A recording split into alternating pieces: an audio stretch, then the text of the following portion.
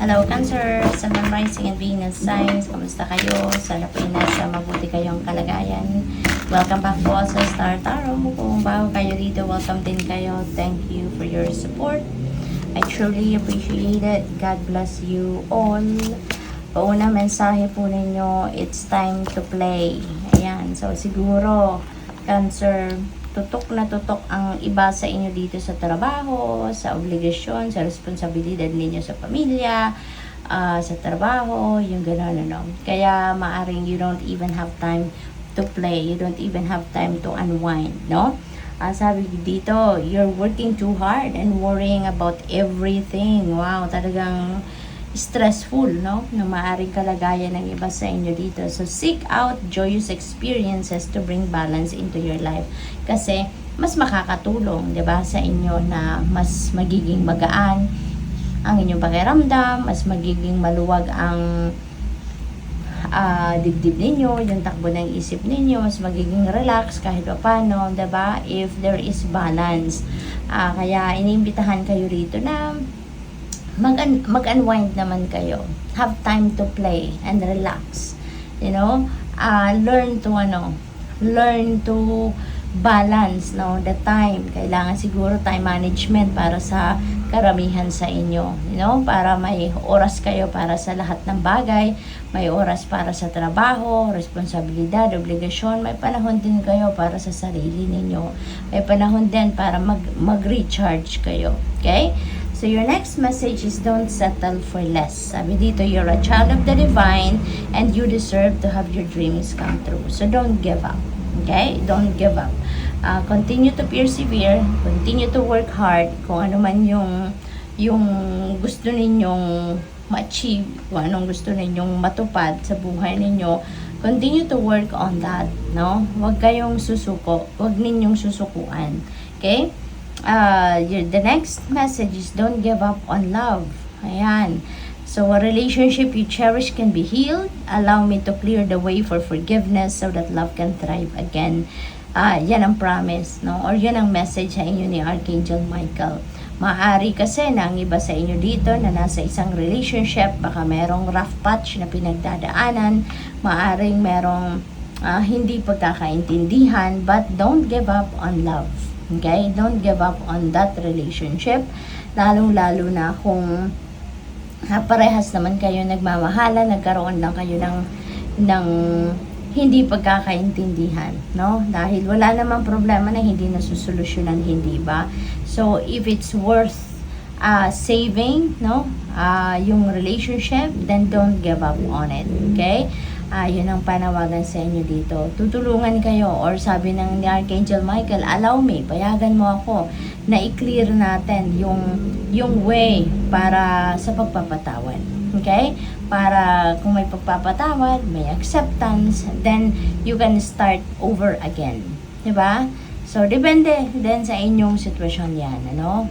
If it's worth saving, then go for it. Pero, kung sa tingin ninyo, toxic na ang relationship, then, kayo nang bahalang maghusga. No? So, the fourth message here is your loved ones are safe. Kaya wala kayong dapat na ipag-alala. No? Maaaring ang iba sa inyo sobra-sobrang nag-aalala, sobra-sobrang nag-worry, na hindi naman kailangan. May dito, may assurance sa inyo si Archangel Michael na safe, no? Nasa safe place ang inyong mga mahal sa buhay. Sabi dito, let go of your fear and worry for your loved ones. I am looking after them.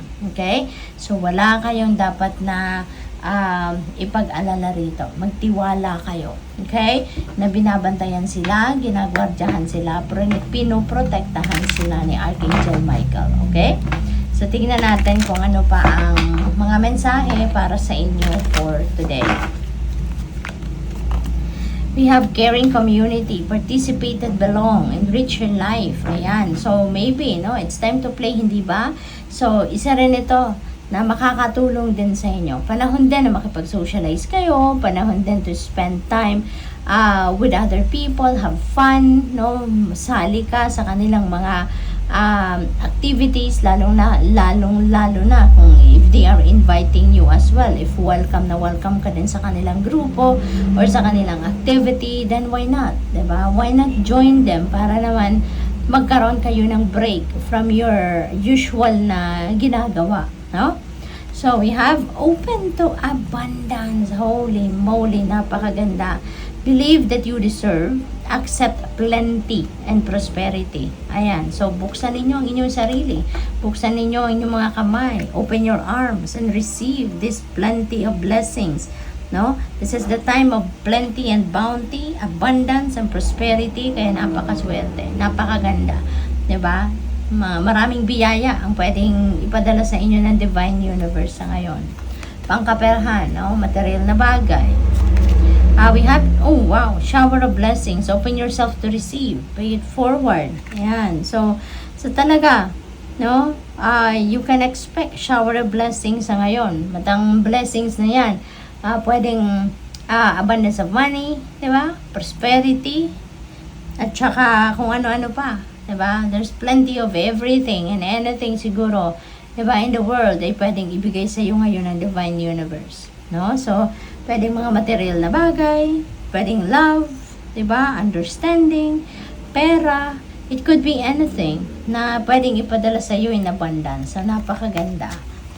We have Magic Crystal Cave. Switch on your inner light and bring forward your gifts. Ayan. So, buksan mo na yung inyong sariling liwanag, ipakita mo na or gamitin mo na yung inyong sariling liwanag to help other people, no? To inspire other people, to guide other people, no? Gamitin mo na yung inyong mga spiritual gifts. I-embrace mo na yung mga spiritual gifts ninyo para makatulong kayo sa iba in your own little way, no? So maybe sa ngayon yan ang inyong mission. Okay? So embrace it. So good luck.